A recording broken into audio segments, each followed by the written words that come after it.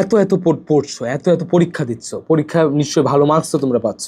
তো এই পরীক্ষা, পড়া, এত tuition, private coaching, online class, এত কিছু করে মানে করার অর্থটা কি? নিশ্চয়ই তোমাকে পরীক্ষায় ভালো করতে হবে। তো পরীক্ষায় ভালো করার জন্য পরীক্ষার আগের দিনের রাতটা আমাদের জন্য অত্যন্ত গুরুত্বপূর্ণ। তো এই অত্যন্ত গুরুত্বপূর্ণ এবং ফজিলতপূর্ণ এই রাতটাতে তোমরা কি কি বিষয়ে প্রিপেয়ার থাকবে, এই প্রিপারেশন নিয়েই আজকে আমরা আমাদের আজকের ভিডিওটা করছি। তো আজকের ভিডিওতে আমরা পুরো ভিডিওটাতে এক্সাম নাইট প্রিপারেশন নিয়ে কথাবার্তা বলবো।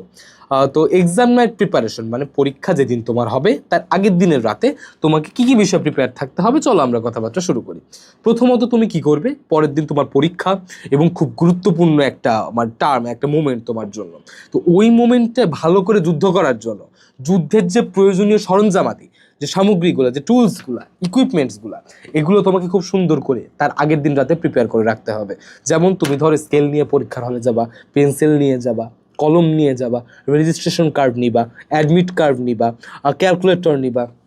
সমস্ত ইকুইপমেন্টসগুলো একটা ফাইলের মধ্যে করে তুমি রেখে দাও যে এই জিনিসটি আমি পরীক্ষার হলে পরীক্ষা দিতে যাব, ঠিক আছে? ফাইলের মধ্যে করে রেখে দাও।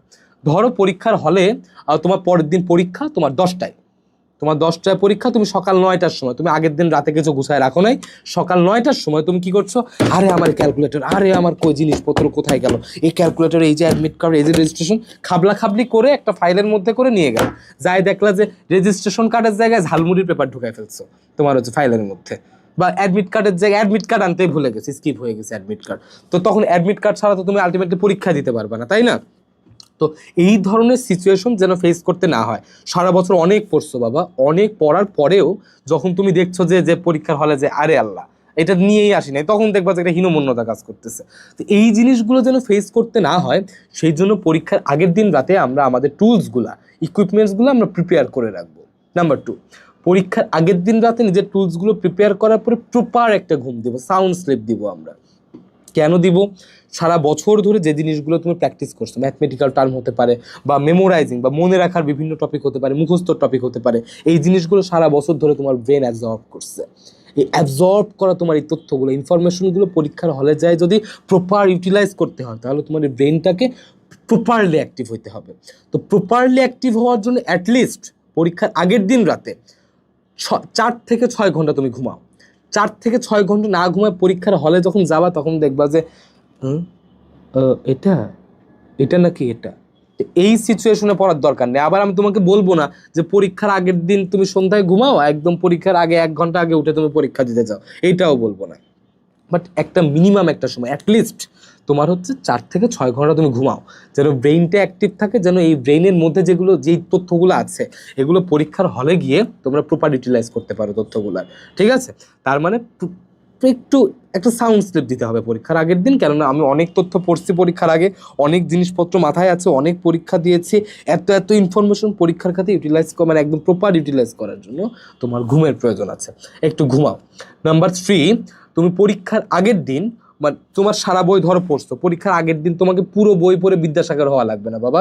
তুমি ইম্পর্টেন্ট যে টপিকগুলো আছে, এক একটা অধ্যায়ের কিছু ইম্পর্টেন্ট টপিক আছে, সিলেক্টিভ টপিক আছে, যেগুলো থেকে প্রশ্ন আসেই।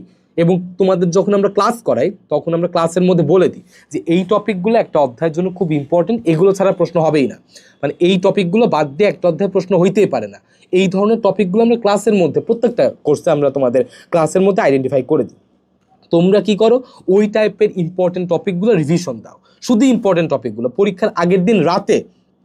আর অন্য দিনের কথা বলছি না, আগের দিন রাতে সারা বই পড়ে তোমাকে বিদ্যাসাগর হওয়া লাগবে না, সময় অনেক ছিল, সারা বছর মেলা পড়ালেখা করছো, এখন পরীক্ষার আগের দিন রাতে শুধুমাত্র ইম্পর্টেন্ট টপিকগুলো পড়ো, ইম্পর্টেন্ট টপিকগুলো রিভাইজ দিয়ে পরের দিন পরীক্ষায় বসো।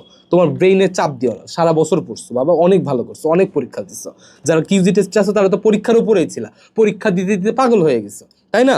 তো তোমরা অন্তত পক্ষে তোমরা কি করো না যে সারা বই পড়তে যেও না, পরীক্ষার আগের দিনটাতে ইম্পর্টেন্ট টপিকগুলো রিভাইজ দিয়ে তুমি পরীক্ষার হলে বসো। আরেকটা জিনিস হচ্ছে প্যানিক হয়েও না। নাম্বার 4, প্যানিক হওয়া যাবে না।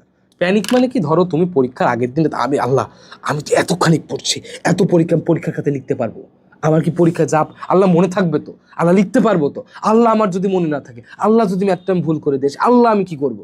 তা আল্লাহর কাছে এই টাইপের কথা না বলে, আল্লাহর কাছে বলছে আল্লাহ যা পড়ছি সারা বছর পরীক্ষার হলে, তুমি পরীক্ষার হলে আমাকে প্রপারলি সেই জিনিসগুলো প্রপারভাবে লিখে আসার তৌফিক দাও।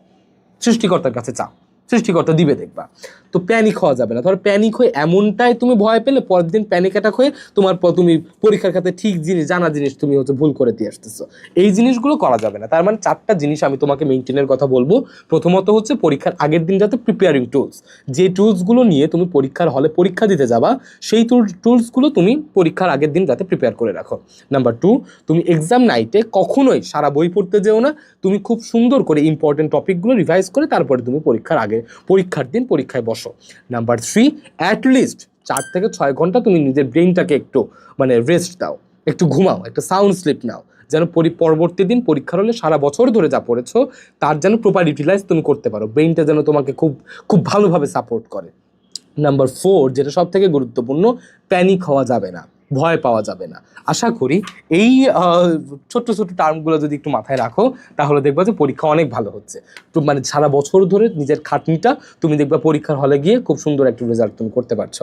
আলটিমেটলি তুমিও তো চাও যে পরীক্ষার রেজাল্ট ভালো আসুক, নাম্বার ভালো আসুক। নাম্বার ভালো পেলে তোমারও ভালো লাগবে, আমাদেরও ভালো লাগবে, তোমার ফ্যামিলি মেম্বারদেরও ভালো লাগবে। তা আমরা তো এটাই চাই, তাই না? তো আশা করি তোমাদের বুঝতে কোনো সমস্যা হয় নাই।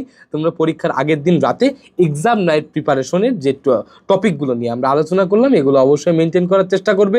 সবার পরীক্ষা অনেক অনেক ভালো হোক, সবার জন্য অনেক অনেক শুভকামনা।